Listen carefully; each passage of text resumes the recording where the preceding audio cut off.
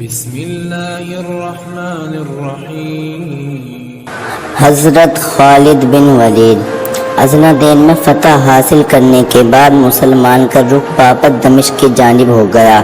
دمشق میں مسلمان فوج کو دو حصوں میں تقسیم کر دیا گیا، ایک طرف خالد بن ولید رضی اللہ تعالی عنہ اور دوسری جانب ابو عبیدہ بن جراح نے کمان سنبھالی۔ دمشق کے لوگوں کو یقین تھا کہ دمشق کا مضبوط قلعہ ان کی حفاظت کرے گا اور وہ کسی قیمت پر صلح پر راضی نہ تھے۔ جو مال رومیوں کو اذنیدین یا باقی چھوٹی چھوٹی لڑائیوں میں پڑ چکی تھی وہ اس سے نہایت خوفزدہ تھے، لہذا خالد بن ولید رضی اللہ تعالی عنہ نے چھاپا مار کارروائی کے ذریعے دیوار فلانگ کا دروازہ کھولنے کا فیصلہ کیا اور پھر خالد بن ولید جنگ کرتے ہوئے شہر میں داخل ہو گئے۔ جب دشمنوں کو لگا کہ شکست یقینی ہے تو شہر کی قیادت اس دروازے کو توڑی جہاں حضرت ابو عبیدہ کی فوج موجود تھی، جہاں پر ابو عبیدہ نے امن و عافیت سے شہر میں داخل ہونے اور اپنے ہتھیار ڈال دینے کی پیشکش کرتے ہوئے صلح کی شرائط طے کی۔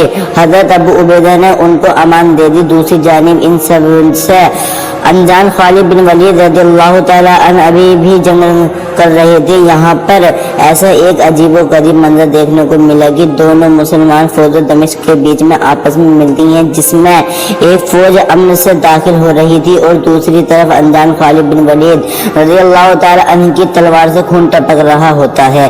حضرت ابو بکر صدیق کی وفات کے بعد حضرت عمر رضی اللہ تعالی عنہ ان کی جگہ خلیفہ بنے۔ حضرت عمر رضی اللہ تعالی عنہ نے دمشق کی جنگ کے دوران ہی ایک مخدوم حضرت ابو عبیدہ کو لکھا جس میں خالد بن ولید رضی اللہ تعالی عنہ کو مسلمان فوج کے کمانڈر کے عہدے سے ہٹا کر عام سپاہی بنائے جانے کا حکم تھا، جس میں نیا سپاہ سالار ابو عبیدہ بن جراح کو مقرر کیا گیا تھا۔ جب یہ بات خالد بن ولید کو پتہ چلی تو انہوں نے اس حکم کو سر آنکھوں پر تسلیم کیا اور کہا کہ اگر میں عمر کے لیے لڑتا تھا تو اب نہیں لڑوں گا، لیکن اگر میں اللہ کے لیے لڑتا تھا تو اسی طرح اپنی ذمہ داریاں سر انجام دیتا رہوں گا۔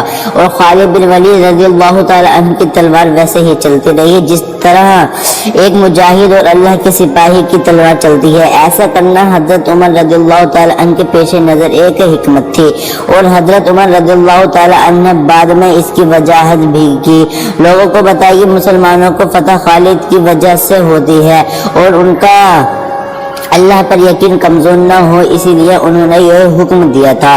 خالد بن ولید رضی اللہ تعالی عنہ نے ہر موقع پر خلیفہ کے حکم کی اطاعت کی۔ آپ نے اپنی باقی کی زندگی حمص میں گزاری اور 642 عیسوی میں جب آپ اپنی وفات کے قریب پہنچے تو آپ نے فرمایا، مجھے سخت افسوس ہے کہ میں ایک بوڑھے اونٹ کی طرح جان دے رہا ہوں۔ مجھے سخت شرمندگی ہے کہ میں میدان جنگ میں شہید نہیں ہو سکا اور اللہ قیامت تک کبھی کسی بزدل کو سکون اور اطمینان نہ دے۔ اس پر ان کی جوجہ نے تسلی دی کہ آپ شرمسار نہ ہو۔ آپ کو جب اللہ کے رسول صلی اللہ علیہ وسلم نے سیف اللہ کا لقب دے دیا ہے تو اس کا مطلب ہی یہ ہے کہ اب یہ سیف اللہ یعنی اللہ کی تلوار میدان جنگ میں کسی کافر کے ہاتھوں سے نہیں کٹ سکتے۔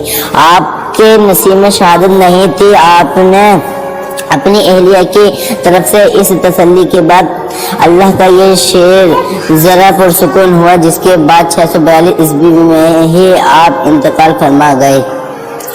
اللہ کی تلوار جس نے عظیم سلطنتوں کے چراغ بجھا دیے، وفات کے وقت ان کے پاس کچھ بھی نہ تھا۔ آپ نے جو کچھ بھی کمایا سب اللہ کی راہ میں خرچ کر دیا، ساری زندگی میدان جنگ میں گزار دی۔ آپ کے گھر جنگی ہتھیار کے علاوہ اور کچھ بھی نہ تھا۔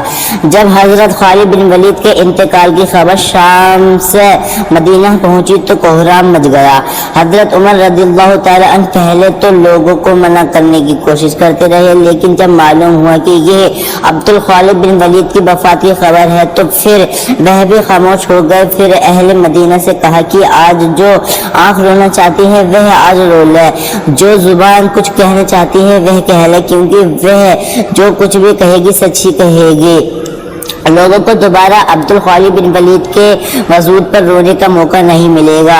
اس سے ابو بکر صدیق رضی اللہ تعالی عنہ بھی حضرت خالد بن ولید کے بارے میں فرما چکے تھے کہ ہاں، میں اب دوبارہ خالد جیسا بیٹا پیدا کرنے میں قاصر ہوں۔